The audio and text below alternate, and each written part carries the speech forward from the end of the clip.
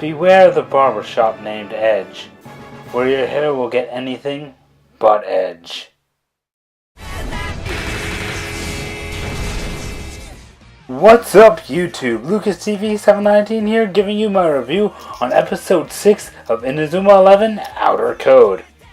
Well, we got another joke episode this month, although in my opinion it was a lot funnier than the last Outer Code. As we expected, this episode starred Goenji. However, Fudo and Kabeyama also made an appearance as all three were seen going to the same stylist asking for the usual, as the stylist tried to give him a more, well, let's say, adventurous haircut, and they all end up getting probably the strangest hairstyles Inazuma has presented to us as of yet. Their hairstylist, Atsushi, really gives the feel of that one friend who really wants to give you an extreme makeover when you'd rather just, stay the same. And the addition of Fudo and Kabeyama in this episode was really nice, because with more heads of hair, there's extra crazy hairstyles to see, just adding to the insanity that we had. However, I know none of you are really watching my review for that. Usually, my reviews always try to get some sort of news that we can really analyze from the episode, no matter how crazy it may get, so I'll just cut straight to the chase. The amazing thing about this news is actually that it has to do with the previous Outer Code. Now here's the news.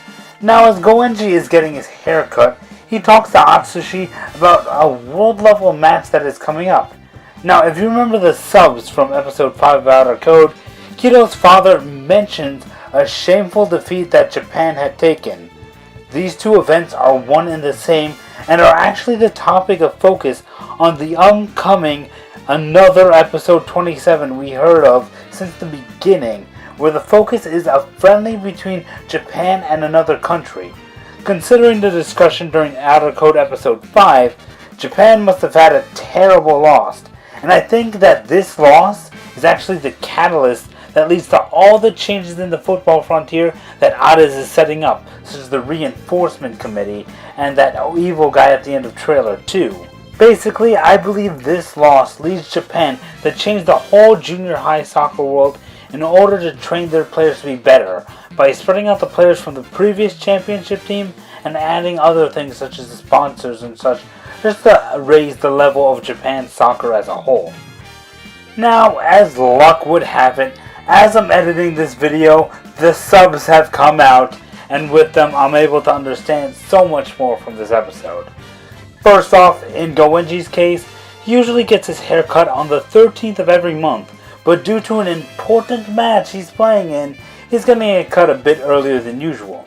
Now this is important because this match is actually part of a friendly against a team with world-class potential, so I think it's safe to say that Goenji is part of that team that lost to the foreign team in that match that we've deduced to be a big component of Hades. Next up is Fudo, who seems to actually already know Goenji by his title of the Flame A Striker, being a fellow soccer player and all. But what's really funny is that Atsushi nicknames him Aki from his first name Akio, and it makes sense that Fudo is completely annoyed since Aki is a girl's name and all. In the case of Kabeyama, we learned that his current afro-like hairstyle is actually an Atsushi original. Lastly, Atsushi seems a lot weirder than just his looks when you can understand what he's actually saying.